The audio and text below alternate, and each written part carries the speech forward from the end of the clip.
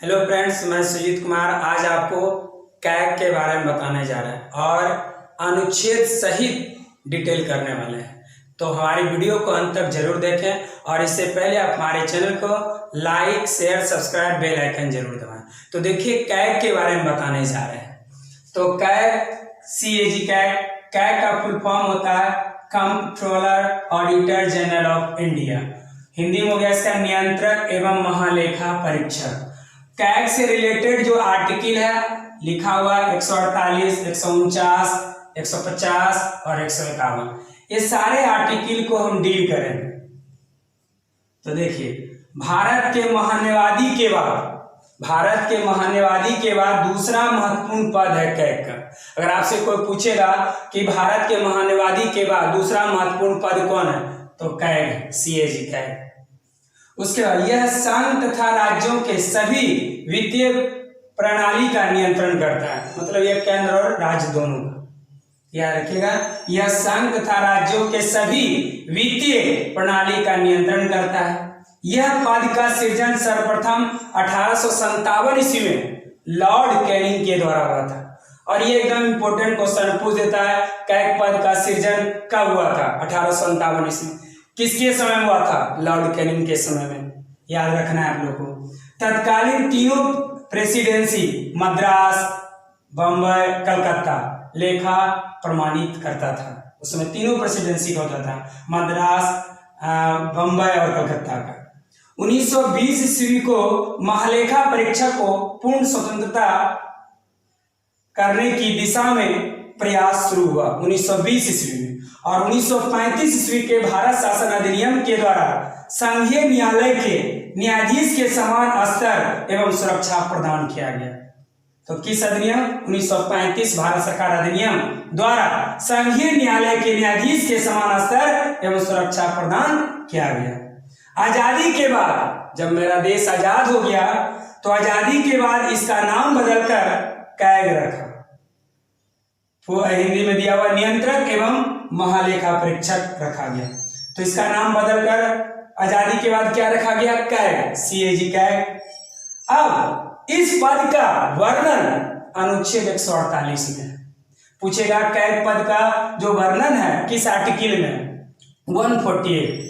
तो पूछेगा किस आर्टिकल में? 148, 148 में पूछ देगा। क्वेश्चन आ जाता है कैग पद जो है किस अनुच्छेद में? 148। कैग पद किस अनुच्छेद में? 148 में। किस आर्टिकल में? 148 में।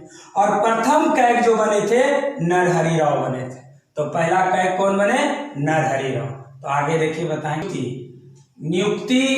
अब पूछेगा कैग की नियुक्ति कौन करता है? तो कैग की नियुक्ति संघ मंत्रिमंडल के सलाह पर राष्ट्रपति करता है।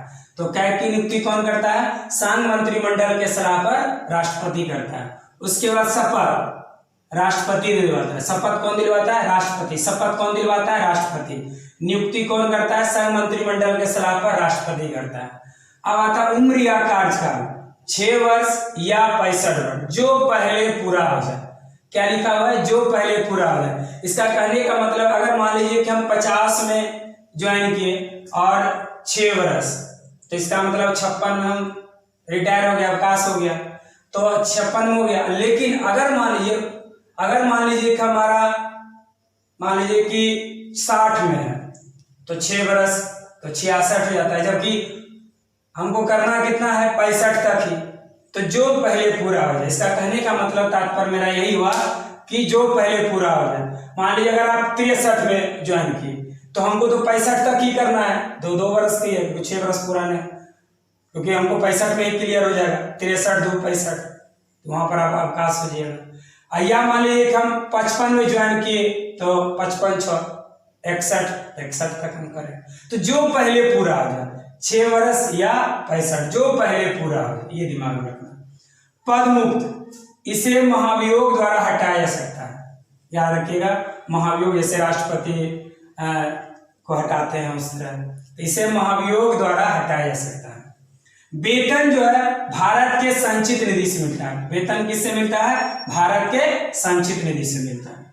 अब देखिए एक पॉइंट याद रखना है कि अवकाश के बाद जब वो रिटायर कर जाते हैं, अवकाश के बाद वह भारत सरकार या राज्य सरकार के अधीन कार्य नहीं कर सकता है। तो अवकाश के बाद वह भारत सरकार या राज्य सरकार के अधीन कार्य नहीं कर सकता। तो आगे देखिए एवं शक्ति। अब पूछेगा कार्य एवं शक्ति किस आर्टिकल में वर्णित है? 149। पूछे कार्य एवं शक्ति किस आर्टिकल में? 149। और पूछेगा कैग पद का जो वर्णन है किस आर्टिकल में? 148। कैग पद का वर्णन पूछेगा तो 148 और कार्य एवं शक्ति 149। अब इसका क्या है देख लीजिए। वह भारत तथा प्रत्येक राज्य और प्रत्येक संघ राज्य क्षेत्र के संचित निधि से की जाने वाली व्यय की जांच करता है। इनका काम है कैग का। वह भारत तथा प्रत्येक राज्य और प्रत्येक संघ राज्य क्षेत्र के संचित निधि से की जाने वाली व्यय की जांच करता है।